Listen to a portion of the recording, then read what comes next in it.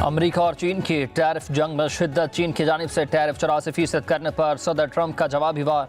चीन पर टैरिफ की शरह 125% बढ़ा दी। जवाबी टैरिफ न लगाने वाले ममालिक पर इजाफी टैरिफ 9 रोज़ के लिए मुअत्तल। पाकिस्तान को भी रिलीफ मिल गया। अमेरिका ने चीन को आलमी तजारती निज़ाम का बदतरीन मुजरिम करार दे दिया। सदर ट्रंप ने कहा कि चीन हम पर जवाबी टैरिफ आयद कर रहा है।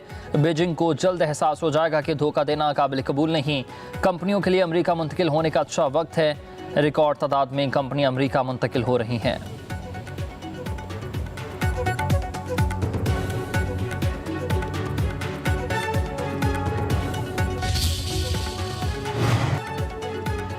ऐसी गुंडागर्दी कभी कबूल नहीं करेंगे। चीन का शदीद रद्द अमल। चीन ने 12 अमरीकी इदारे एक्सपोर्ट कंट्रोल लिस्ट और 6 नाकाबिल एतमाद इदारों की फहरिस्त में शामिल कर दिए। बीजिंग के मुताबिक अमेरिका दबाव डालने के लिए टैरिफ का गलत इस्तेमाल जारी रखे हुए है। अमेरिका मामला हल करना चाहता है तो फिर बाहमी एहतराम का रवैया अपनाना होगा।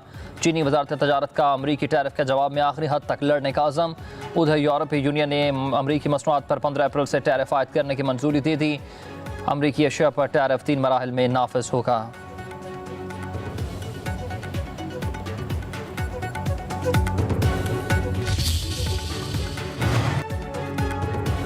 अमेरिका का आला सतह तजारती वफ्द अमेरिका भेजने का फैसला। अमेरिकी टैरिफ और तजारती ताल्लुकात पर बातचीत होगी।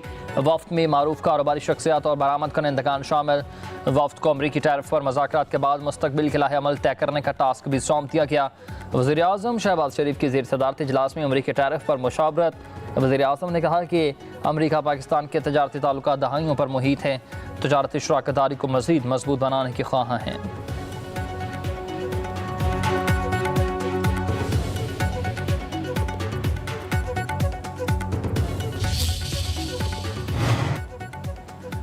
वज़ीर आज़म शहबाज शरीफ और army chief general Asim Munir से एरक मेयर की मुलाकात हुई है। वज़ीर आज़म का तजारत और सरमायाकारी के साथ साथ इंसदाद दहशत गर्दी समेत बाहमी दिलचस्पी के शोबों में ताउन बढ़ाने की अहमियत पर जोर। कहा कि पाकिस्तान में मादनियात के शोबे में वसी इस्तेदाद मौजूद है। अमरीकी कंपनियों को इस तरजीही शोबे में सरमायाकारी के मौक़े से मुस्तफ़ीद होना चाहिए। ISPR के मुताबिक army chief general Asim Munir से अमरीकी वफ़द की मुलाकात पाकिस्तान मिनरल इन्वेस्टमेंट फॉर्म के पस मंज़र में हुई। अमरीकी वफ़द ने अपनी नौयत के इस पहले फ़ोरम के इनेकाद को सराहा। अमरीकी वफ़द की वज़ीर दाखिला मोहसिन नकवी से मुलाकात। अमरीकी वफ़द का जाफर एक्सप्रेस पर हमले और जान नुकसान पर इज़हार तशवीश। मोहसिन नकवी ने कहा कि दहशत गर्दी सिर्फ पाकिस्तान की जंग नहीं।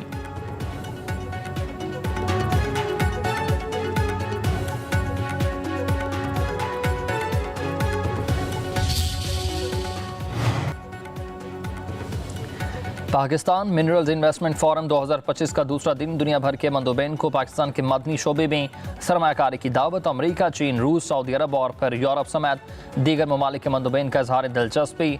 रैकोडिक माइनिंग कंपनी के नुमाइंदे रिसल हॉवर्ड ओवन ने खिताब में कहा कि रैकोडिक में 5.9 अरब टन के मादनी ज़खायर मौजूद हैं। 2028 से रैकोडिक कान से 2,40,000 टन तांबा और 3 लाख औंस सोना सालाना निकाला जाएगा। बैरिक गोल्ड कंपनी ने पाकिस्तान में सोने और तांबे के ज़खायर निकालने के रैकोडिक मंसूबे पर काम करने के लिए हामी भर ली है। अमरीकी मीडिया के मुताबिक बैरिक गोल्ड रैकोडिक मंसूबे में $3 अरब की सरमायाकारी करेगी।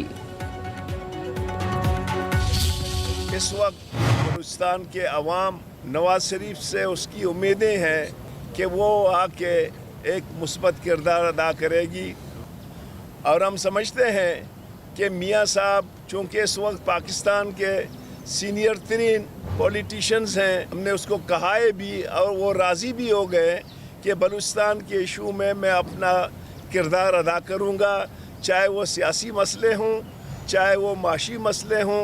नवाज़ शरीफ साहब ने डॉक्टर मालिक बलोच साहब को और उनकी पार्टी के लीडर्स को ये यकीन दहानी कराई है कि वो इंशाअल्लाह ताला बलूचिस्तान के अमन के लिए, बलूचिस्तान में इस्तेहकाम लाने के लिए।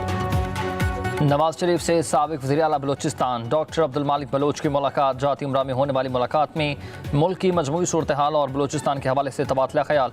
मुलाकात के बाद डॉक्टर अब्दुल मालिक बलोच की मीडिया से गुफ्तगू। कहा कि बलूचिस्तान का मसला सियासी है, इसका हल भी सियासी होना चाहिए। बलूचिस्तान में 2 दहाइयों से खून बह रहा है। अवाम नवाज शरीफ से उम्मीदें लगाए हुए है। ख्वाजा साद रफ़ीक बोले कि डॉक्टर अब्दुल मालिक बलोच और नवाज शरीफ की मुलाकात में बलूचिस्तान के मसाइल और लॉ एंड ऑर्डर पर बात हुई।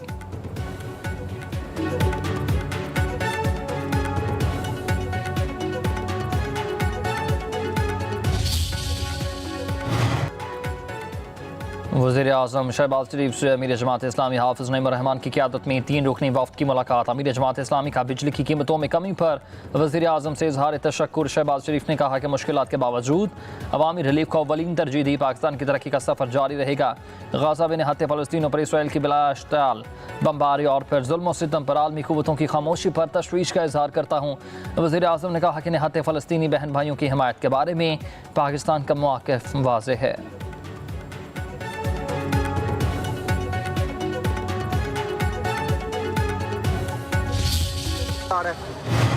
सर मैं पहले गई हूँ मेयो हॉस्पिटल, उसके बाद मैं जना हॉस्पिटल गई हूँ और उसके बाद मैंने जो एक्शन लिया है वहाँ पेशेंट्स के लिए दवाइयाँ नीचे बॉक्सेस के बॉक्सेस पड़े हुए थे स्टोर्स में, लेकिन पेशेंट्स को नहीं मिल रहे।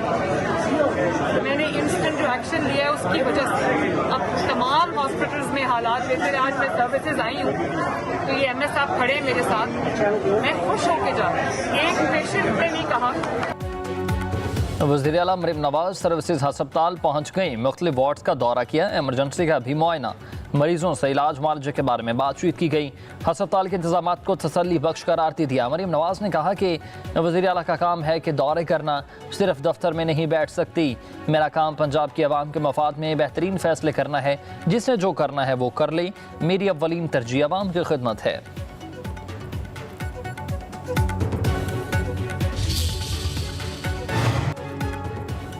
वज़ीर आला सिंध मुराद अली शाह की ज़ेर सदारत पाकिस्तान स्टील मिल्स के मसाइल से मुतालिक इजलास। वज़ीर आला ने कहा कि सिंध हुकूमत स्टील मिल्स को बहाल और मुलाजमीन के मसाइल हल करना चाहती है। माह रमज़ान से काबिल निकाले जाने वाले 1370 मुलाजमीन की बहाली के लिए वज़ीर आज़म को ख़त लिखूँगा। दरख्वास्त करूँगा कि स्टील मिल्स के मुलाजमीन के मसाइल हल किए जाएँ। स्टील मिल्स का हस्पताल, स्कूल और कॉलेज का निज़ाम अब सिंध हुकूमत चलाएगी।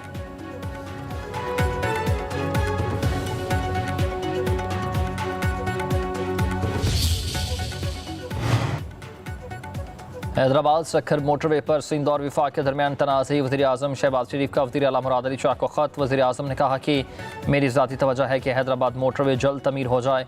हैदराबाद और सखर मोटरवे को जल्द PSDP का हिस्सा बनाया जाएगा। सिंध के तहफ़्फ़ुज़ात जायज़ हैं, मोटरवे की तामीर जल्द शुरू करेंगे।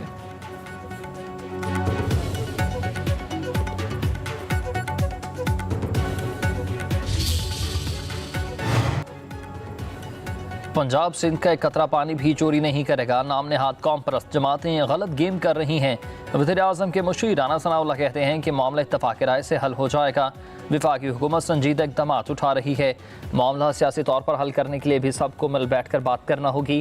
कहा कि बानी पिटाई सियासतदानों से गुफ्तगू नहीं करेंगे तो इस मसले का हल मुमकिन नहीं होगा।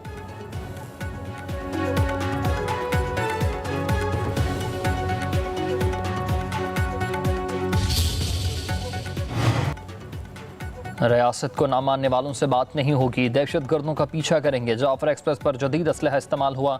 दहशत गर्द सेटेलाइट के जरिए अफगानिस्तान में राब्ते में थे।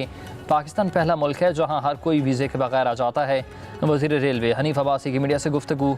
कहा पंजाब में रेलवे की ज़मीनों से तजावुज़ात का खात्मा करेंगे। ट्रैक के करीब शजरकारी की जाएगी।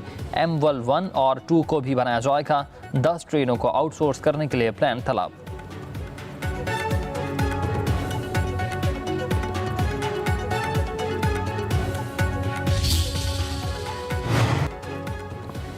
तहरीक इंसाफ का एजेंडा मुल्क की तरक्की को रोकना है। मुल्की मईशत जब भी बेहतर होने लगती है इंतशारी टोला सरगर्म हो जाता है। इंतशारी टोला रियासत को ब्लैकमेलिंग करने के अलावा कोई भी काम नहीं करता और कोई मौका हाथ से नहीं जाने देता। वज़ीर मुमलिकत दाखिला तलाल चौधरी कहते हैं कि KP मादनियात से मालामाल है, वहाँ से कुछ नहीं निकाला गया। खैबर पख्तूनख्वा में कोई अवामी मनसूबा शुरू नहीं हुआ। सबसे ज़्यादा बिजली चोरी KP में होती है। माइंस एंड मिनरल से सूबों को बड़ा हिस्सा मिलेगा। मिनरल्स एंड मिनरल्स कॉन्फ्रेंस में दुनिया भर से कंपनियां आई हैं। कॉन्फ्रेंस से रोजगार के मौके मिलेंगे।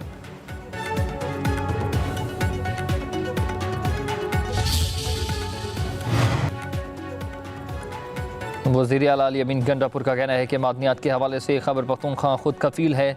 मादनियात इस्तेमाल तो हो रही थी, पैसा नहीं आ रहा था। आइन ने जो हुकूक सूबों को दिए हैं वो किसी को नहीं देंगे। हम गैर कानूनी माइनिंग पर कानून ला रहे हैं। कहा कि बानी पिटाई की बहनों की गैर कानूनी हिरासत का वक्त आने पर हिसाब लेंगे। वफाकी हुकूमत इंसानी हुकूक की खिलाफ वर्जियों की तमाम हदें पार कर रही है।